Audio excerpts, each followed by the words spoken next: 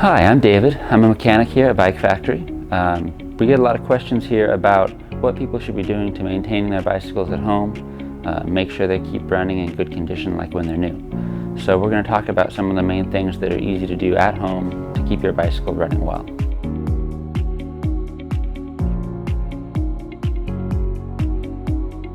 The first thing is tire pressure. It's important to have your pressure at the right zone, that way your bike rides well, handles well, and you're less likely to get flats. Every tire has a mark on it that says what pressure it should be ridden at, and you want to be checking that at least once a week and fixing it with a hand pump if you need to. So for this bike, it's a 50 psi max pressure, so that means that it needs to not go over that, but you can go under. Some tires have a minimum and a maximum. On my bike, I'm riding every day, I'm commuting by my bicycle, so I check the tire pressure about every other day. If you ride less, you obviously don't need to check it in between rides if you're not riding it. I would recommend checking it about every week if you're riding it once or twice a week. If you ride less than once a week, just check before each ride.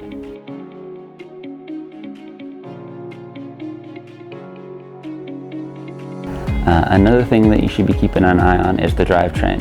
That's the pedals, the gears, the chain itself that propels your bike. That's getting used the whole time you're riding, and so it does wear. You want to make sure that your chain is lubed. That's the most important at-home thing. You don't need it to be like wet or sticky on the outside, but you want to make sure that there is lubricant reapplied to it. And again, it depends on how much you ride, how often it should be done. I'm looking at about every other week for riding every day. If you ride less frequently, less often. If you ride less than once a week, you probably only need to reapply lube once a month or less. If the chain starts to make more noise as you're riding and as you're shifting, that can be an indicator that it's time to get new lube on it. When you do that, you want to clean off any dirt or grime that's on the outside of the chain first. An old rag or something like that works well for that. There's also wash products and brushes and things that are available if you want to get really thorough on it, keep it really clean. After that, you just apply the new lube, let it sit in for about 5 minutes before riding so that it can soak into the inside of the chain and get to where it needs to actually be protecting the materials, and then you're good to go. For lubing a chain, there's a lot of different bicycle-specific chain lubes that you should use. Using something generic like WD-40 is not a good idea. It's not going to protect your chain as well, and it's going to not stay in place as well, so you'd end up having to replace it much more frequently. Here at the BIKEFACTOry, a main chain lube that we use is Rock and Roll. These are wax emulsification lubes, so you can see there's got some buildup at the bottom. You need to shake them up real good before you use them. And when I do the new lube, I like to go on the top here, and I can just see that I hit each link.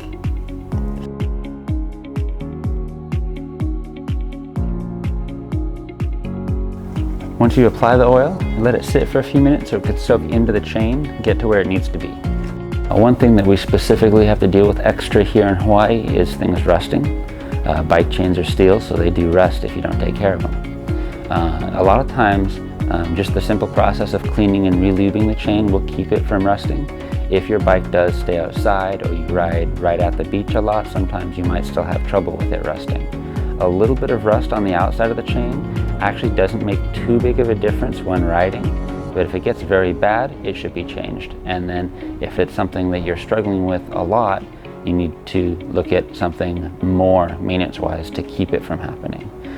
That could be putting a little bit extra lube on the chain, making sure you do it more frequently, or maybe trying to find someplace better to store the bike so that it's not in the weather. If you can move it into a garage or even into your home or apartment, that can make a big difference. My bike actually lives in my bedroom. I've got just a hook on the wall to store it. That way it's, out of the weather, and I know where it is. I know it's safe overnight. That's another thing that people concern about. You buy a nice bike, where you're going to keep it. If you keep it clean, it's not going to get your house too dirty.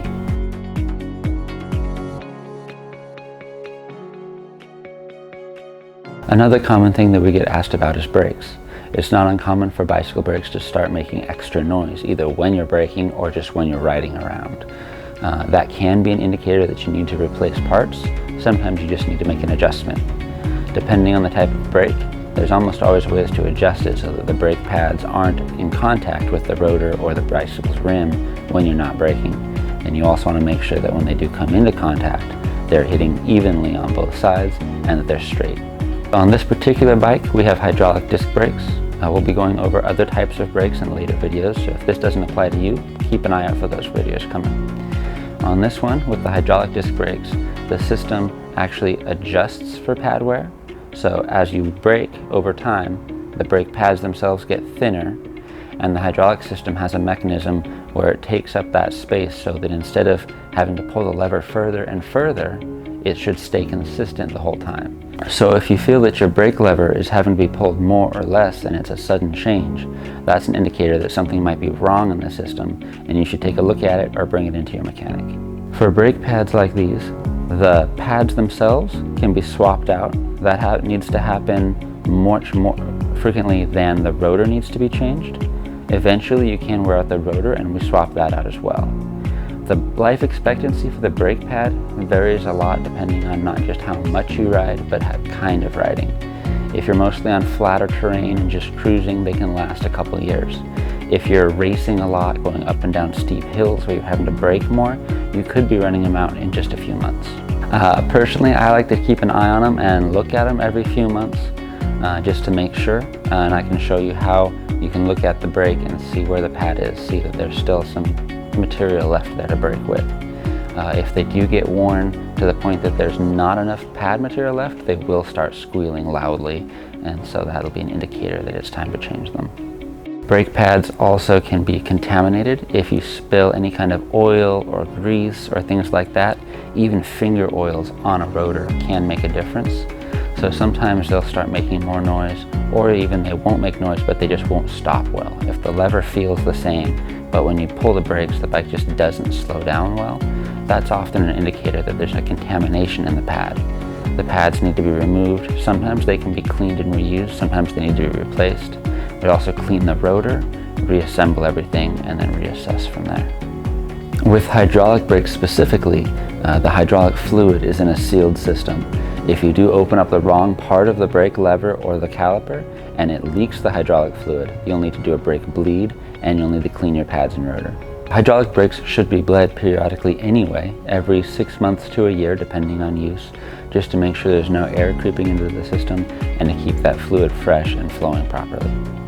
Doing hydraulic brake bleeds is a little bit more advanced technique, and it does involve chemicals that can be hazardous. So I don't recommend doing that at home if you're uncertain. We'll be doing more videos going into more depth on how to do that yourself if you're somebody that wants to try.